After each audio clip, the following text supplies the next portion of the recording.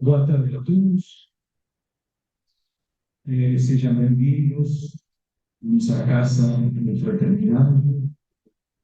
Se eles estão online também, sejam bem-vindos. E lembrando que quando a gente entra na casa, a gente já está entrando. Depois pode falar você. Então, vamos esquecer todos os problemas, aqueles problemas que temos no dia a dia. Então, Tem mais gente aqui. Tá bem? Tá bem? Não, tá bem. Você não tá com já passando tá pouquinho. Boa tarde a todos. Livro conosco. Psicografia de Chico Xavier, pelo Espírito de Irmão. Qualquer coisa ele não A lição é sempre até conversar em baixo. ouçamos.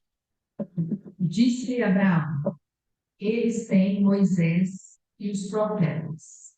Ouçamos. Em Lucas, capítulo 16, versículo 29. A resposta de Abraão do rico da parábola ainda é ensinamento de todos os dias, no caminho comum.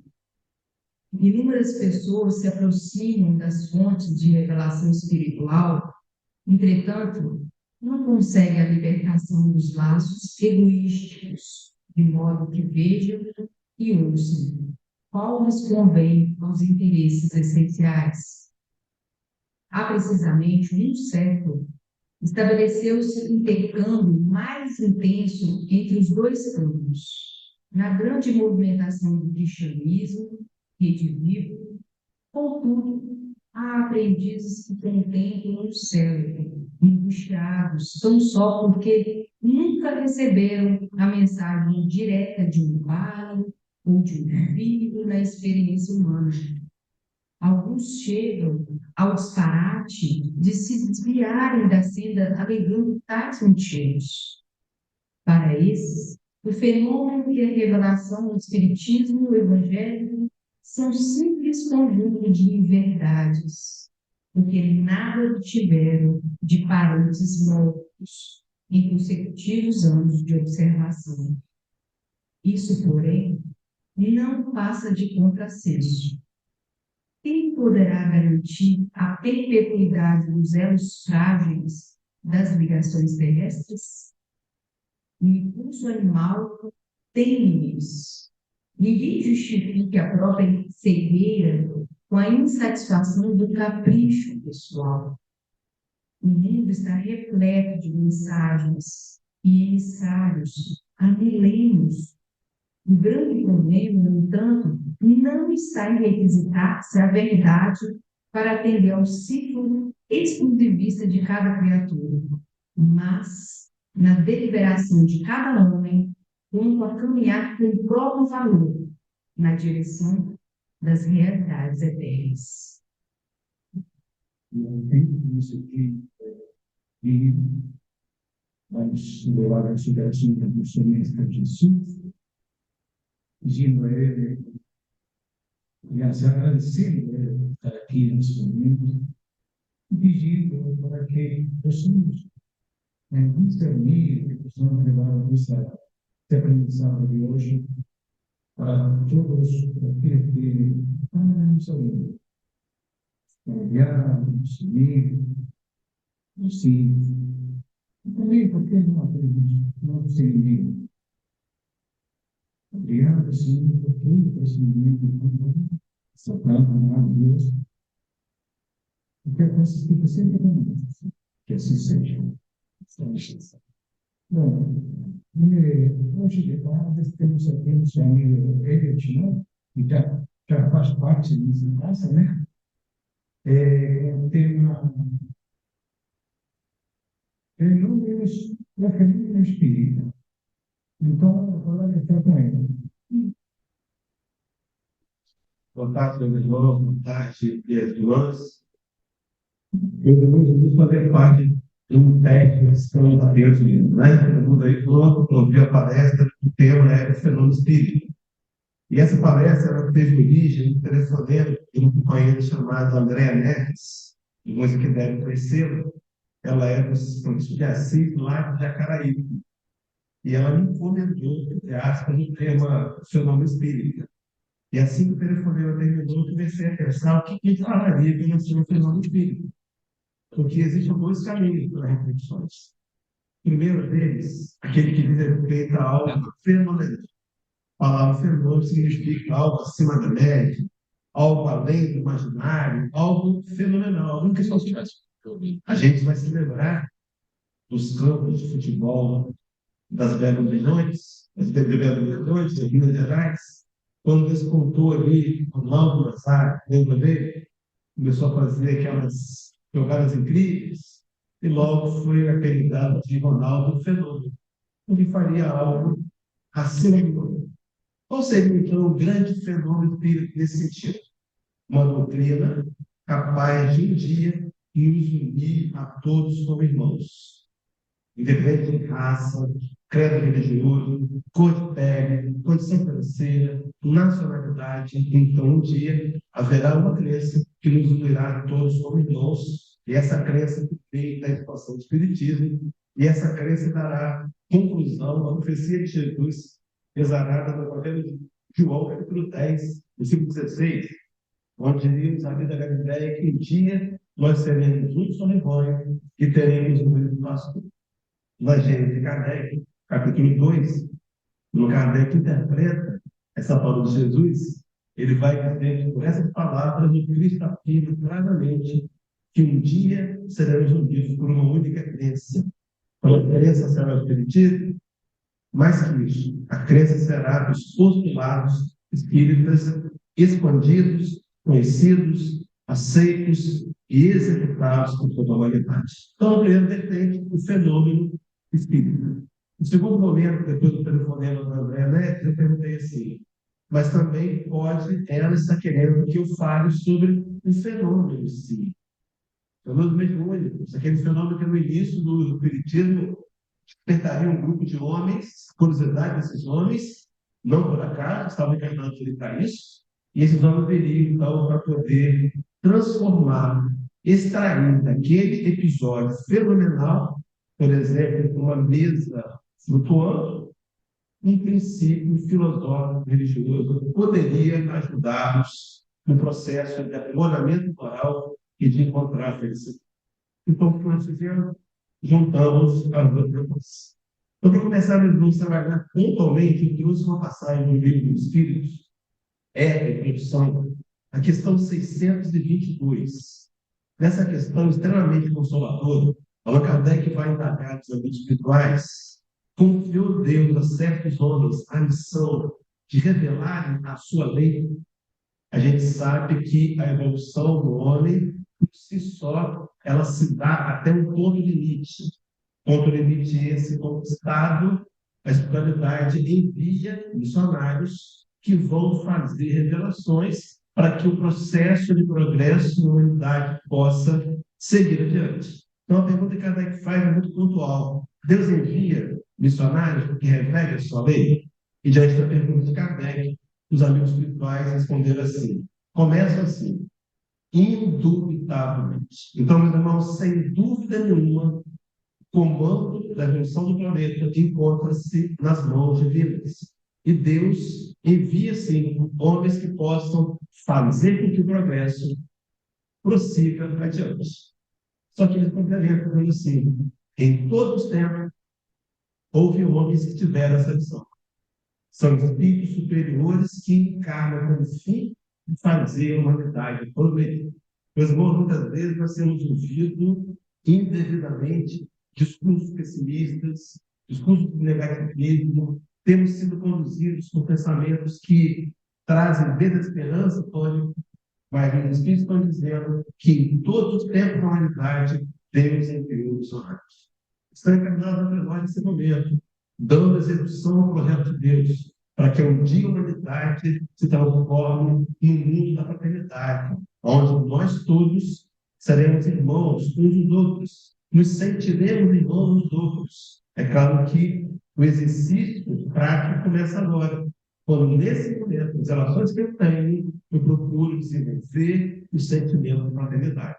Só que interessante que, quando o Espírito Santo Paulo e Kardec acrescentam que são espíritos superiores, e quem está em casa tocando os slides, nós aqui no salão não, o superior está com S minúsculo, não com S maiúsculo.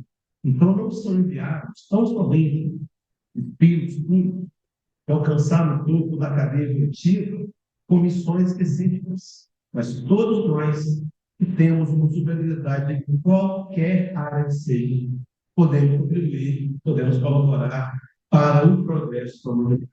Então, fica a primeira reflexão dessa parte. Será que eu tenho contribuído com Jesus, oferecendo para o outro as mensagens de luz, de paz, de incentivo, de motivação?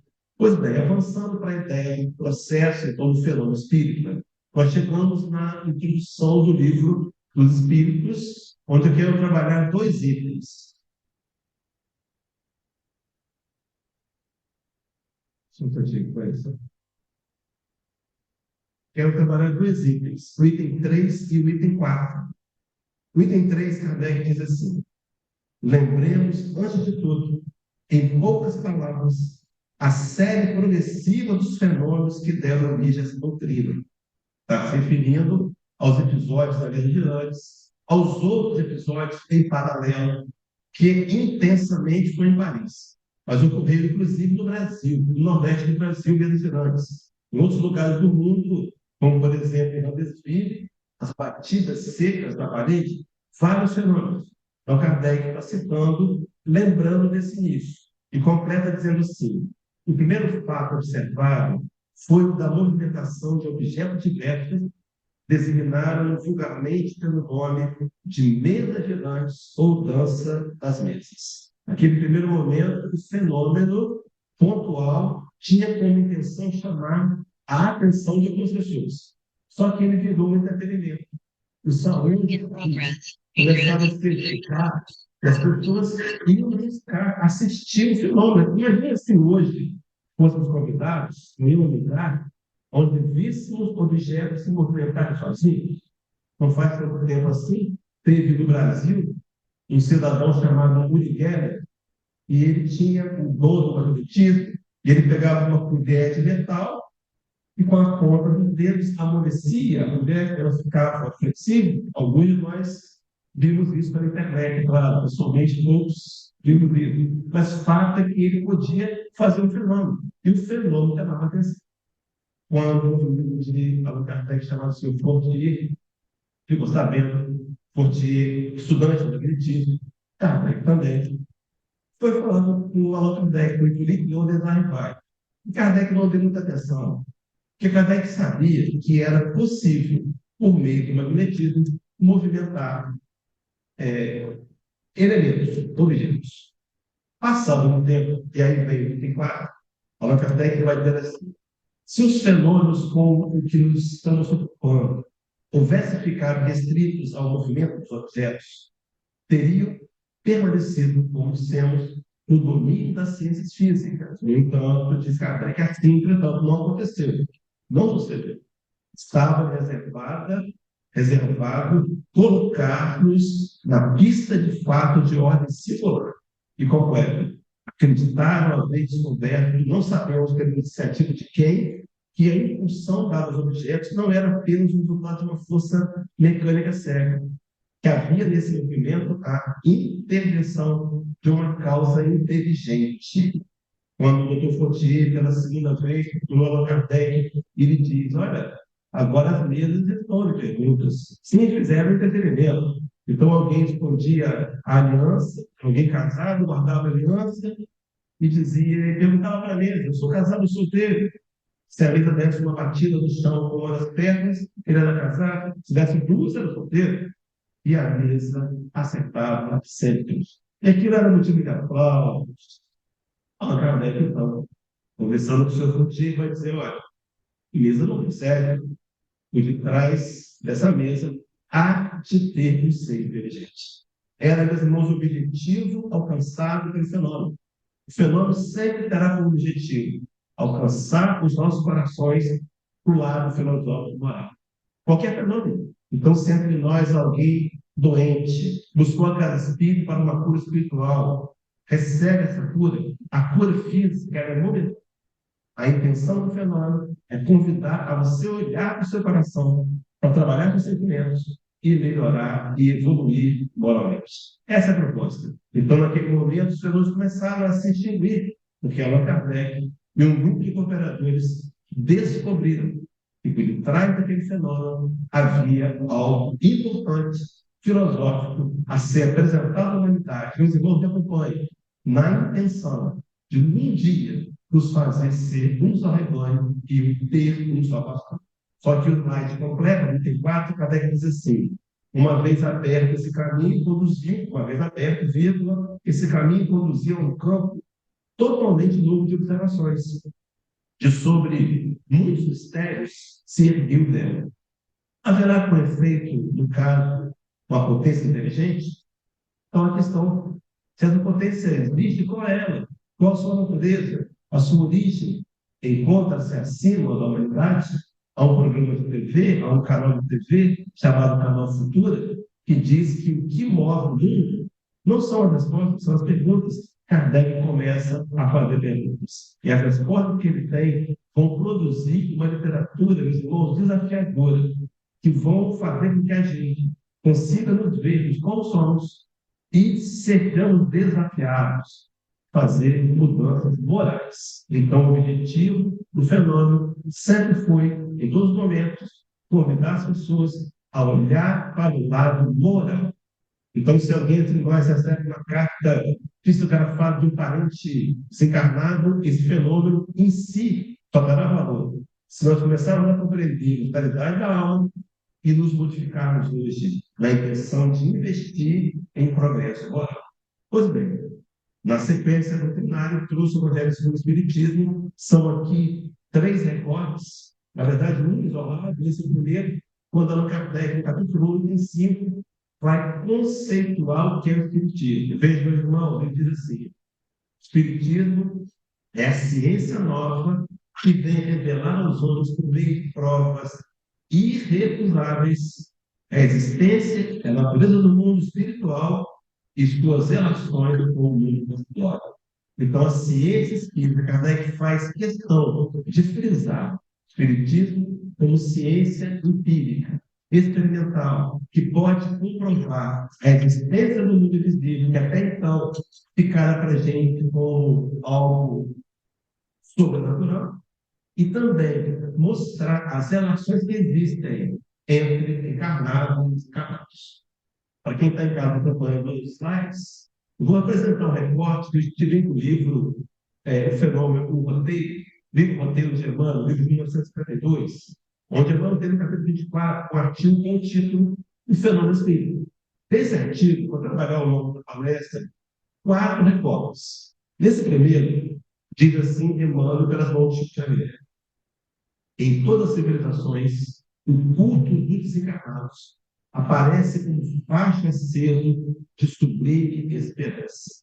Eu vou trazer aqui o comentário de Emmanuel, ele vai falar dessas civilizações, ele vai citar, mas fato é que, uma breve olhada na história, vamos perceber que sempre entre as civilizações do mundo antigo e atual, houveram comunicação dos vivos aos mortos.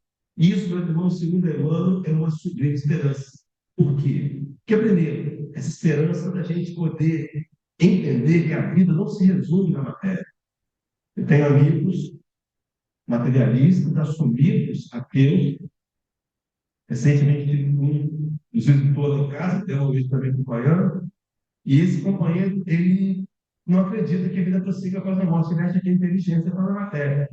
Eu fico imaginando quando os anos começam a se aproximar, que a idade chega, que a vitalidade cai, quanto deve ser frustrante saber que algo que eu gosto tanto irá acabar. Então, a espiritualidade nos consola da esperança, porque a vida prossegue. Os erros dessa encarnação, os erros cometidos, os equívocos que nós não queríamos ter feito, mas fizemos, poderão ser corrigidos numa próxima oportunidade. Isso é esperançoso, mas também é esperançoso quando nos mostra a ideia de convívio, paz, harmonia, felicidade, superando as dores existenciais individuais e coletivas. Então, hoje, o Espiritismo nos dá um consolo, esperança de saber que, com o enfrentamento do meu momento difícil, da minha dificuldade, eu vou conquistar uma virtude, eu vou conquistar uma competência, o aprendizado para o Espírito. Aprendizado esse que eu vou trazer nas próximas gerações e que vão acompanhar por toda a imortalidade.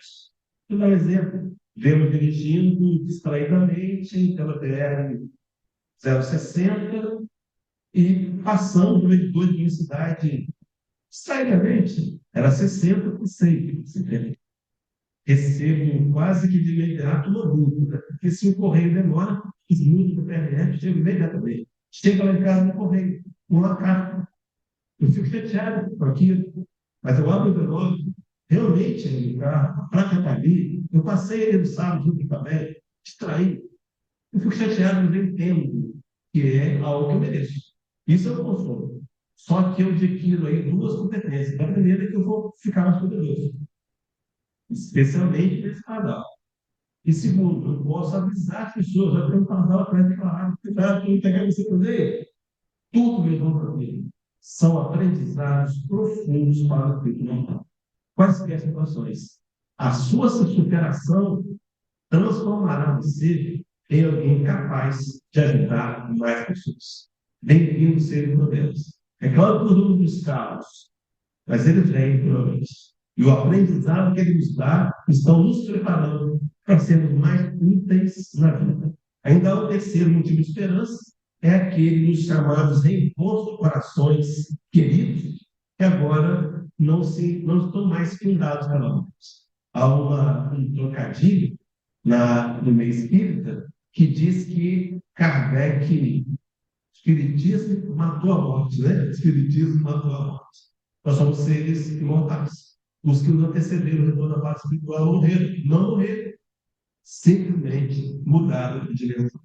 Continuam vivos, lúcidos e, quem sabe, nos ajudando a nos caminhar. Mas, enfim, seguindo adiante, para falar daqueles recortes, para falar daquela ideia de imortalidade, de julgamento após a morte, presente em inúmeras culturas religiosas, rapidamente, em passando, você está, por exemplo, que não cita o Egito chamado Livro dos Mortos. Naquele Egito dos capelinos, não o Egito de hoje, mas aquele Egito milenar.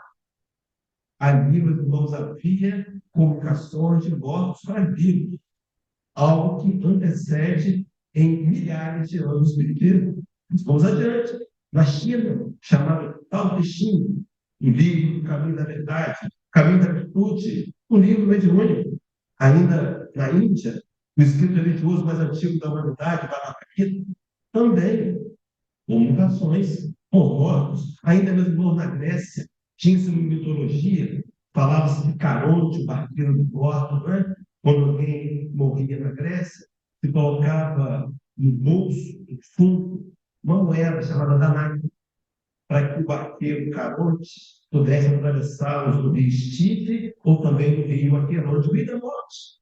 Recebia-se, então acreditava-se que a vida prosseguia após a morte. A crença que também invadiu os romanos da atualidade, o catolicismo, primeiros séculos do primeiro milênio, que também ficou o povo judeu, que adotou a Bíblia como seu livro de referência. A Bíblia tem relatos inúmeros, vou trazer dois apenas, falando dessa comunicação com mortos. O primeiro deles, o Egito, Deuteronômio capítulo 18, 9 a 14, quando ali vamos encontrar Moisés proibindo a comunicação do povo hebreu com o morto. Nós não podemos proibir algo que é feito por alguém e está sendo feito de maneira equivocada ou em excesso. Kardec, Moisés proíbe. Porque as pessoas estavam se comunicando com os mortos para mil coisas. Por exemplo, que camisa uso para o trabalho. Então, de maneira sensata, Moisés delimita o uso da comunicação dos mortos. Mas há outro episódio muito mais explícito, está lá em 1 Samuel, capítulo 21 a 25, quando Saul vai procurar a média de Edor ou a pitonisa de Endor, e comunica-se com Samuel, já morto. O manto demônio, onde Samuel é o espírito, onde a médium de Endor, e onde que recebe a informação é o próprio rei Saul. Mostrando essa ideia. E para concluir, meus irmãos, os exemplos da história, na crença islâmica, o próprio Talmud e os ensinos do profeta Maomé, muitos deles registrados após Maomé ter morrido, mostrando para a gente que a vida prossegue após a morte e que a imortalidade não tem. Talvez agora eu encontre barreiras em mim de crença, mas inevitavelmente um dia chegaremos à conclusão dessa verdade. Tomara que esse dia demore, mas o fato é que todos nós retornaremos à paz espiritual. E quando nós chegarmos, e aí fica o testemunho dos médiuns da casa espírita, né? Quando muitos espíritos materialistas percebem que não morreram e chegam pedindo socorro porque não estão entendendo que a vida prosseguiu após a morte. O fato é que a imortalidade é algo definitivo para refletir. Meus irmãos, nós somos imortais. E se o que a imortalidade, o que a vida após a morte nos aguarda, representa os investimentos que nós fizemos durante a vida, a pergunta é: temos feito? Temos semeado para depois poder colher?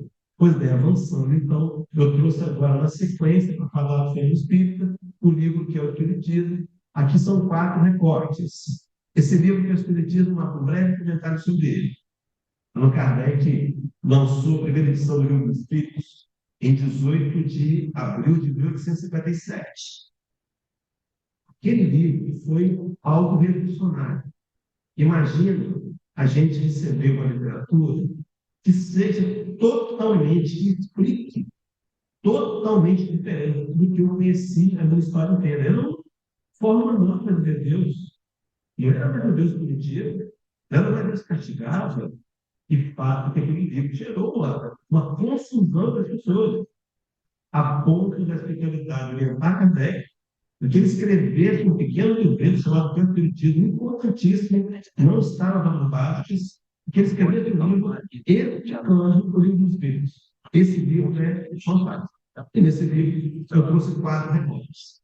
O primeiro deles é o prefácio. Diz assim: Espiritismo é uma ciência que trata da natureza, origem e destino dos espíritos, bem como de suas relações com o mundo corporal. Eu vejo meus irmãos Kardec enfatizando ser espiritismo uma ciência. Ele faz questão de frisar e vamos encontrar várias vezes, porque a ideia de formatar um pensamento lógico para explicar o que até então ficava lançado como sobrenatural.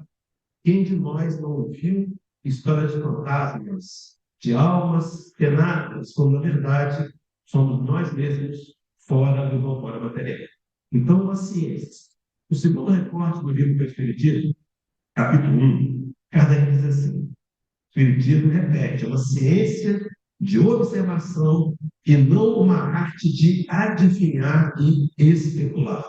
Embora algumas vezes se use dessa maneira, embora algumas vezes tenha ficado lá em Paris, nos salões de festas, essa proposta, essa ideia de entretenimento. No entanto, Kardec está dizendo que vai muito além disso. Não é uma ciência de adivinhar, não é uma ciência de especular. E diz assim: nós o estudamos, veja, meu irmão, o codificador dizendo para a gente que o Espiritismo tem que ser estudado. Não é só o fenômeno nos atraiu até aqui, de alguma maneira. Viemos em busca de uma ajuda espiritual ou física. Vamos ser recebidos, vamos ser acolhidos por certo. Mas muito mais que isso, o fenômeno convida a entender a realidade espiritual, que somos espíritos e precisamos investir na aquisição do patrimônio espiritual. Prossegue Kardec: nós estudamos com o fim de conhecer os estados de individualidade do mundo invisível, as relações que nos prendem a elas, sua ação oculta sobre o mundo visível, e não para dele tirar qualquer vantagem material. Veja, meu irmão, aqui, 1860 1859, 1859, 58, 59, Allan Kardec está alertando-nos desde já para, mesmo quando seduzidos pela ideia de angariar recursos monetários ou vantagens do espiritismo, repensarmos duas vezes. A vida galileia nos ensinou a dar de graça aquilo que de graça recebemos. Não podemos transformar o espiritismo em meio de enriquecermos, como fizemos no passado. Kardec frisa, não para tirar proveito do material.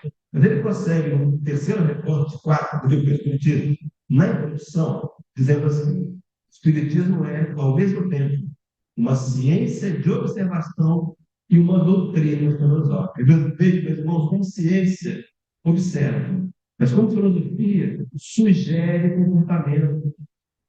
Como ciência, poderíamos ver agora a Sociedade Parisiense de Espíritos, instituição fundada por Kardec, que ficou como sendo algo puramente científico. Lá, as pessoas podem assistir fenômenos puramente científicos. Mas a ideia mais profunda é transformar o científico e filosófico, onde eu serei convidado a olhar para a minha história, para olhar para mim e entender que imortalidade traz consigo o peso da responsabilidade. Somos seres imortais, passando pela vida física, mais uma vez, de muitas passaremos ainda, com uma finalidade única de trabalhar os sentimentos dos nossos corações para um dia aprendermos a amar plenamente e desenvolver a partir de agora a verdadeira fraternidade. Só que o texto de Kardec conclui assim: como ciência prática e espiritismo consiste nas relações que se estabelecem entre nós, os espíritos. Agora veja, meus irmãos, como filosofia compreende todas as consequências morais que demandam dessa mesma. Meus irmãos, a ciência espírita é irrefutável, não pode ser negada. Nós somos espíritos, podemos provar, eu poderia trazer aqui inúmeros experimentos, mas o tempo é diferente. Vou sugerir uma leitura, um livro chamado A Vida Triunfa, um livro que comenta a veracidade das cartas consoladoras que Chico entregava para as mães e parentes esperadas. Cartas que estão, através de exames grafotécnicos, provadas por laudos periciais, a caligrafia e a assinatura daquele que estava no outro texto. Na verdade, prossegue. Leia o livro, A Vida Triunfa, tem a ver com a internet. Pois bem, queridos, o quarto último recorte sobre o que é o Espiritismo, capítulo 2, versículo 53, é aqui a gente poderia colocar, parece que Kardec teve até um devaneio, que lá diz assim: as manifestações não são, pois, destinadas a servir aos interesses materiais. Ele repete. Isso que ele está repetindo. Tinha dito lá antes. Ele sabia que nós somos seres que só aprendemos quando ouvimos muitas vezes. Há uma dificuldade. Há uma frase filosófica que diz que a mão do aprendizado é a repetição. Quantas vezes mais teremos que ouvir que somos espíritos e precisamos priorizar os investimentos na conquista do patrimônio imortal. Esses, meus irmãos, que a ferrugem não consome, os ladrões não roubam, os verdadeiros tesouros dos céus. Poderíamos enumerá-los. Vou citar alguns: paciência, tolerância, respeito diferente, capacidade de perdoar, misericórdia, compaixão, indulgência, auto-honestidade, entre outros. Virtudes estadas que nos acompanharão a imortalidade. Entende? No entanto, a escritura de nova, o certificado de conclusão de uma pós-graduação, ficarão aqui. É claro que o conhecimento conquistado nós levaremos, mas as virtudes são o objetivo maior da nossa vida no planeta. Pois bem, queridos, para concluir, então, esse quarto recorte do livro, o que é o Espiritismo, diz assim: Sua utilidade está nas consequências morais que veio de mão. Veja, meus irmãos, não tivessem elas, porém, com resultados de não fazer conhecer uma nova lei da natureza, demonstrar materialmente a existência da alma e de sua imortalidade, e já isso seria muito, porque era lá o caminho aberto à filosofia. Há um comentário de André Luiz, do livro Libertação, onde ele vai dizer que, exaltando o trabalho de Freud, que a grande dificuldade que Freud teve foi de não considerar as reencarnações. Ele não sabia. Então ele viaja numa regressão até o útero, não tem problemas. Mas há um caminho imenso antes do útero dessa encarnação. E o Espiritismo vem mostrar para a gente que as consequências dos nossos atos nos fazem responsáveis, não vítimas mais, não mais vitimados. Somos seres que colhemos aquilo que semeamos e muitas vezes, infantilmente, reclamamos e culpamos a Deus, quando na verdade o Espiritismo nos mostra que nós somos consequências. E aí a frase que a Débora disse, que eu repito muito, mas eu quero repetir de novo, de Benjamin Franklin, que diz que a maior insanidade, a maior loucura que um homem pode fazer é continuar repetindo aquilo que você fez e esperar resultados diferentes. Se não estamos satisfeitos com a colheita do momento, preciso uma nova semeadura. Semear diferente. Pois bem, queridos, avançando então, para quem está em casa dando os likes, o Espiritismo ele só deu uma formatação científica para nós. Ele só formatou aquilo que não existia. Não criou nada. Ele deu terminologia, ele deu formatação, e ele deu um enredo moral doutrinário. Então, o fenômeno, hoje as mesmas não chegam mais. E nem ouvimos batidas das paredes da intensidade daquela época. Por quê? Porque o objetivo já foi alcançado. Nos deixar uma literatura para que a gente pudesse lançar no modelo corajosamente para tentar avançar no regresso. Pois bem, querido, voltando para o livro do Espírito, para o roteiro, capítulo 24, a gente está agora no segundo recorte. Alguém se perdeu? O segundo recorte do livro roteiro. O título do capítulo Fernando Espírito. Diz assim, Emmanuel. Com a supervisão de Jesus, porém, a marcha da espiritualidade na Terra adquire novos característicos. Supervisão de Jesus. Irmãos, aqui encanta a gente, né? Lembra no começo da palestra que Deus envia missionários? Meus irmãos, a todo tempo, há um comando espiritual. Nós podemos contribuir com esse projeto, mas ele vai acontecer com a gente, ou sem a gente, ou mesmo apesar da gente. O mundo será um mundo regenerado. Tomara que com a gente. Tomara que a gente se adeque a essa realidade.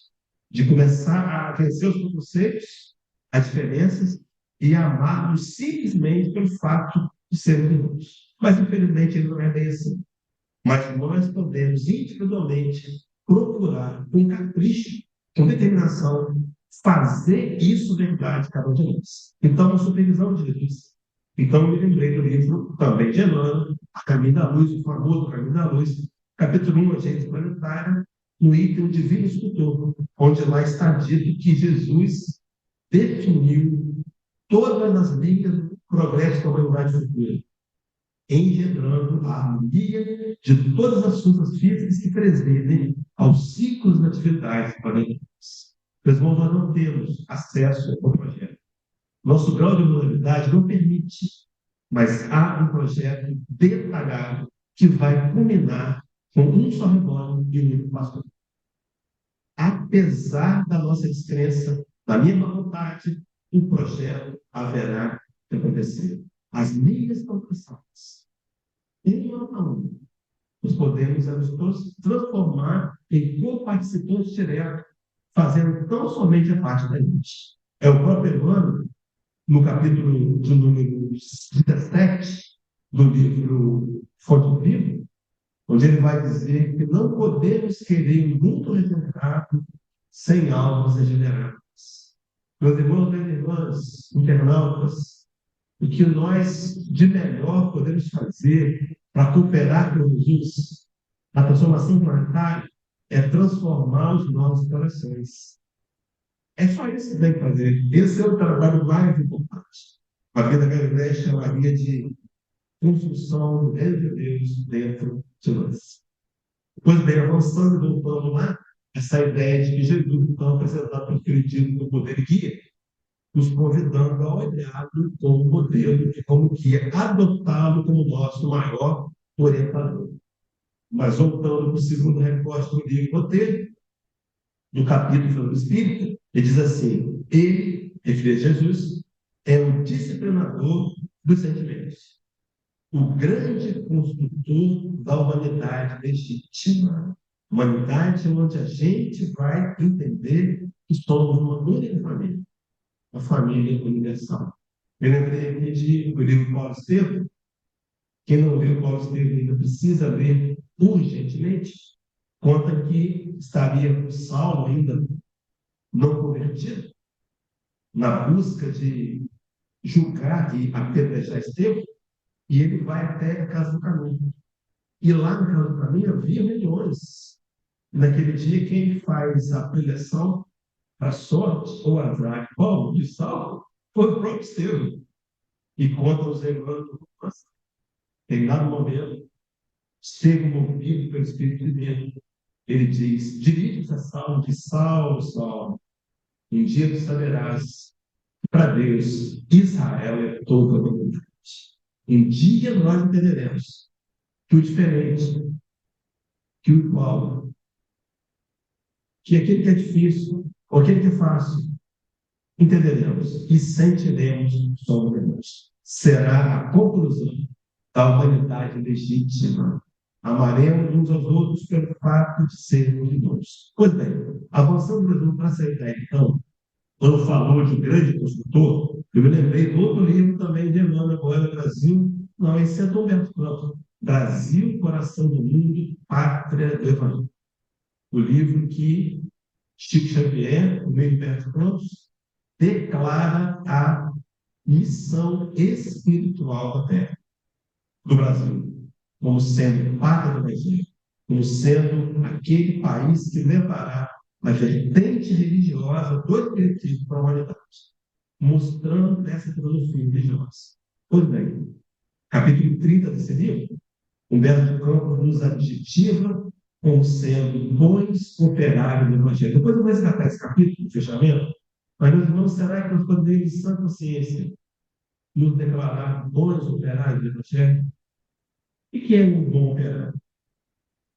Estamos construindo e eu digo para o servente: vá lá e pegue para mim 10 tijolos. Ele traz 6. Ele é um bom operário? Ou ele traz 20? Ele é um bom operário? O bom servidor é aquele que cumpre o que Jesus, o que o mestre lhe orienta. Esse é o bom operário. E qual é a missão, meus irmãos? Trabalhar primeiro dentro de Deus, dentro de mim. E a segunda, ir por todo mundo pregar o evangelho a toda criatura. Essa é a proposta. Ensinar e pregar o evangelho. Mas seguindo que o relógio vai avançando passos largos, embora o relógio não tenha pernas, ele vai avançando, capítulo 4, terceiro recorte, diz assim: por 300 anos, os discípulos do Senhor sofrem, lutam, sonham e morrem para doar ao mundo a doutrina de luz e amor com a plena vitória sobre a morte. Foram 300 anos de luta, meus irmãos. No entanto, mas a política do Império Romano reduz por 16 séculos consecutivos o movimento libertador. Quem sabe como foi? O imperador Constantino, ano 300, ele vendo o crescente número de cristãos, ficou preocupado. E ele pensava consigo: se esses homens se unirem e compreenderem, entenderem a força que tem e se unirem, eles vão comprometer a governabilidade do Império Romano. O que ele fez? Uma jogada estratégica. Ele declarou o cristianismo como sendo a religião oficial do Império Romano. Ele fez o que Napoleão declararia mais tarde: se eu não posso com meus inimigos, eu me faço amigo deles. E convidou a liderança da igreja. E deu roupas diferenciadas, uma cadeira mais alta, lugar na corte, comida farta, status, e lá atrás nós nos vendemos. Nós fracassamos. No entanto, o espiritismo jamais fracassou. O cristianismo jamais fracassou, mas nós fracassamos. Será que agora, com que nível de seriedade vamos encarar essa oportunidade de resgate, meus irmãos? Será que conhecemos o espiritismo por acaso? Oportunidade de corrigir os erros do outro. Mas voltando para Humberto Campos, perdão, para Emmanuel, terceira resposta do livro roteiro, diz assim: os séculos, contudo, na eternidade, são simples minutos, e em seguida as tombas da velha noite, referência à Idade Média, o evangelismo puro surge de novo. Cristianismo, doutrina do Cristo, espiritismo, doutrina dos Espíritos. Fazendo-nos, ofertando oportunidade nova, de nos redimirmos do passado de editores. Meus irmãos, imaginem, isso é só uma confabulação pessoal.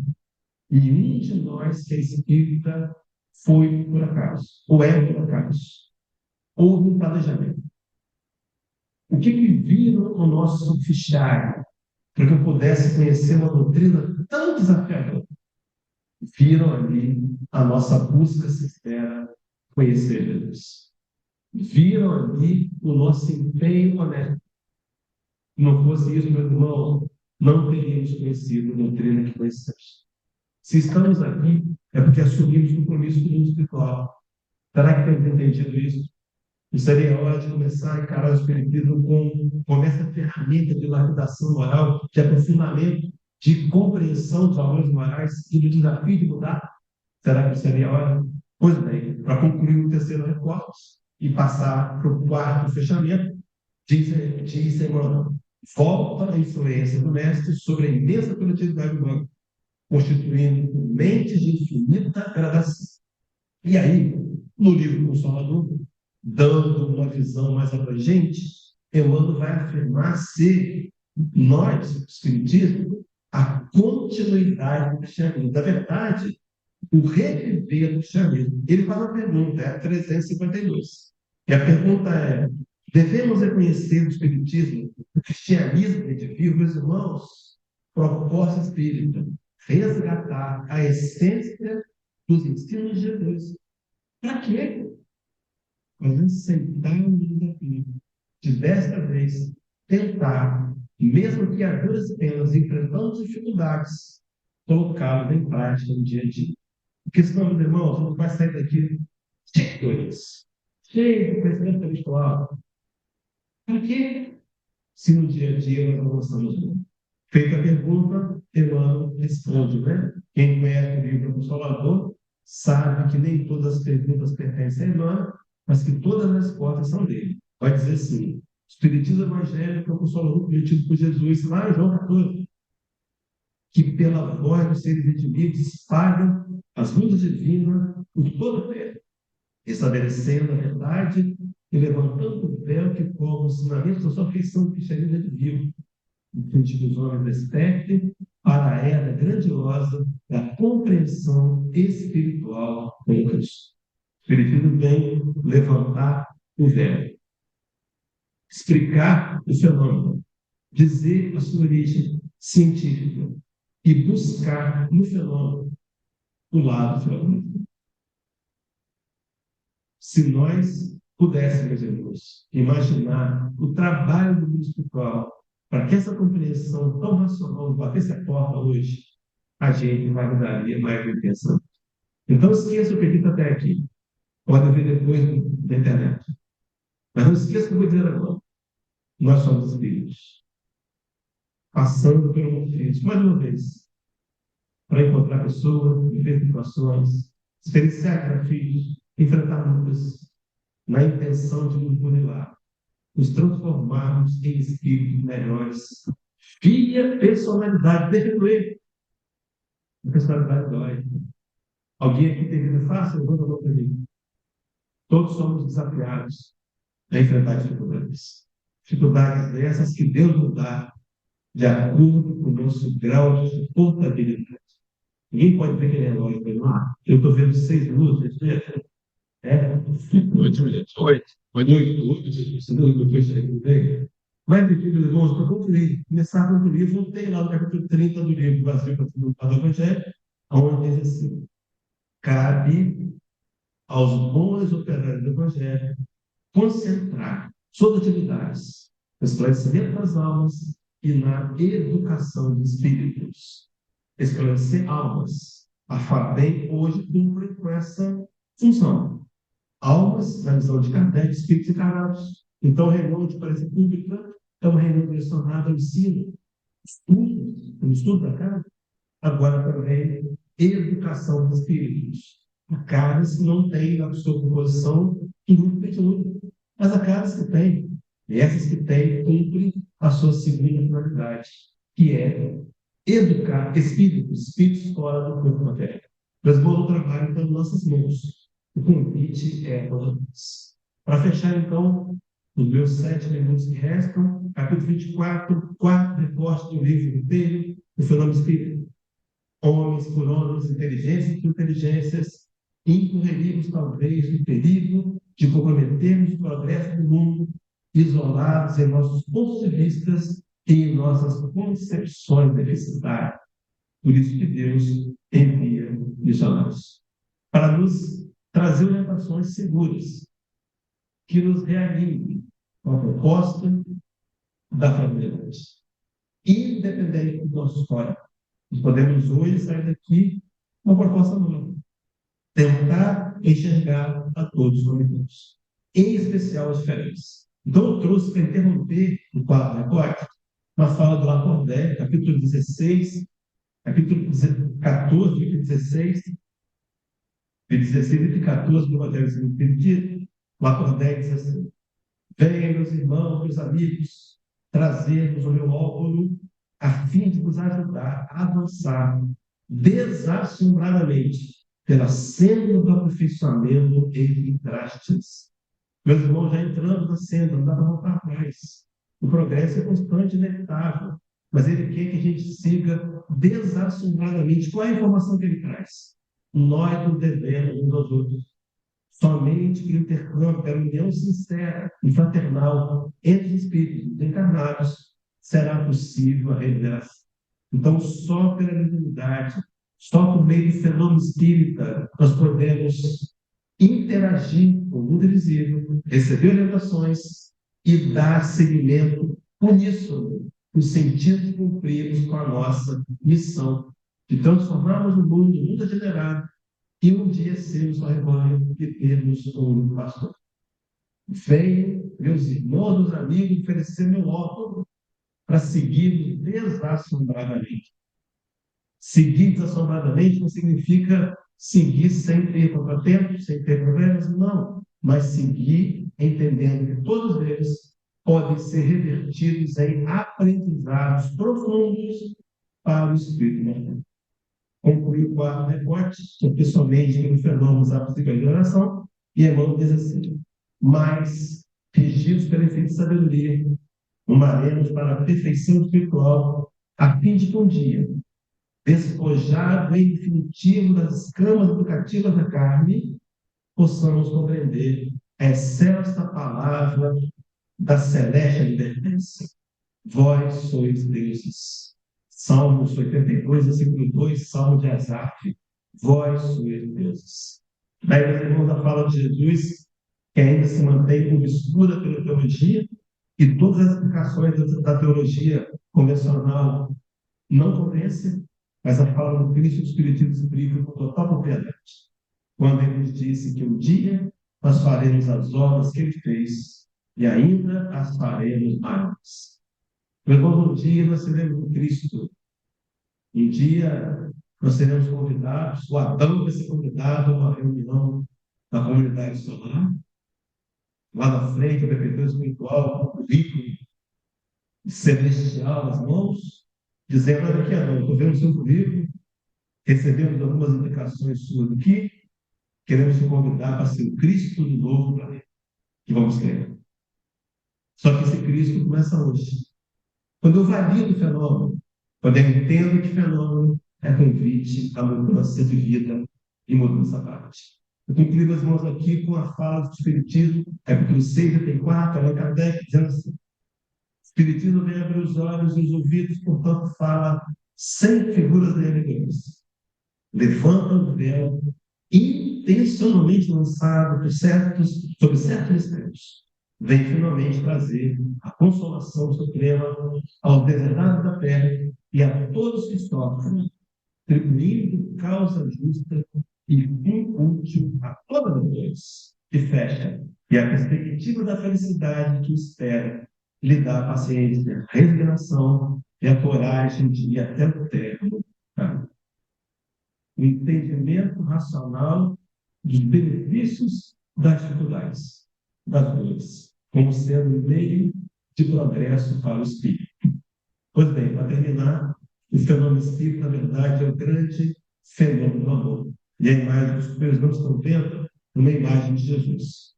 Um leve sorriso, seus olhos aqui verdes, claros, nos olhando, mas ao mesmo tempo nos convidando a avançar nele. Foi um evangelista escrevendo a primeira carta à igreja da Ásia Menor. Ele diz assim, capítulo 2, versículo 7, e eu não lembro. Nós amamos porque ele nos amou primeiro. Meus irmãos, não importa qual tenha sido a sua referência de amor.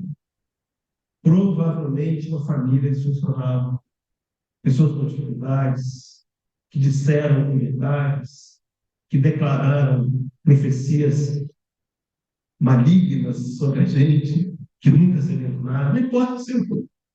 A nossa referência de amor chama-se Jesus. E ele quer nos convidar para, através da memória espírita, ingressarmos de maneira desassombrada, segura, nessa caminhada desafiadora de conquista moral.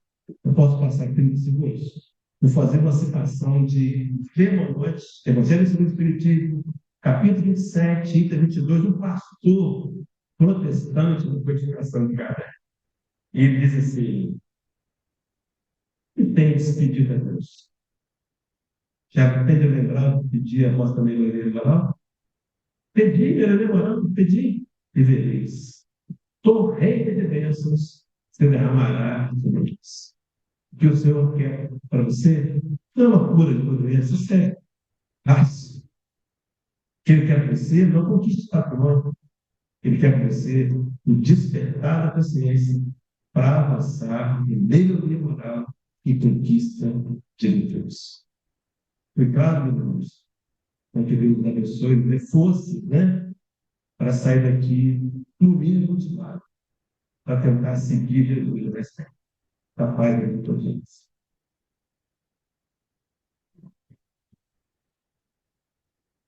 Então, ele trouxe aqui um tema pertinente no momento também. O que temos em si é a esperança, né, de passar essa dificuldade, saber que não estamos sofrendo, né? Mas o grande fenômeno é cada um fazer o seu. Obrigado por tudo. Bom terceiro. Tá? Vou passar essa querida lição, nós temos a prece final, e logo após teremos o passe. O passe é no salão, assim, para passar cada paciente ali. Tá? Agradecendo esse banquete de ensinamentos, e retorno sempre quando for possível. Vamos continuar nessa atmosfera e agradecemos ao Pai, a Jesus, e que possamos ter coragem da mudança, mas uma mudança real, que seja contínua, que não precisemos parar, e continuemos em passos e pequenos passos, como escadas, para que possamos um dia chegar a ser o Cristo. Porque essa certeza o Espiritismo nos ensina. Podemos ser deuses. Temos um longo caminho a percorrer, mas acreditemos, porque Deus acredita em nós. Que assim seja.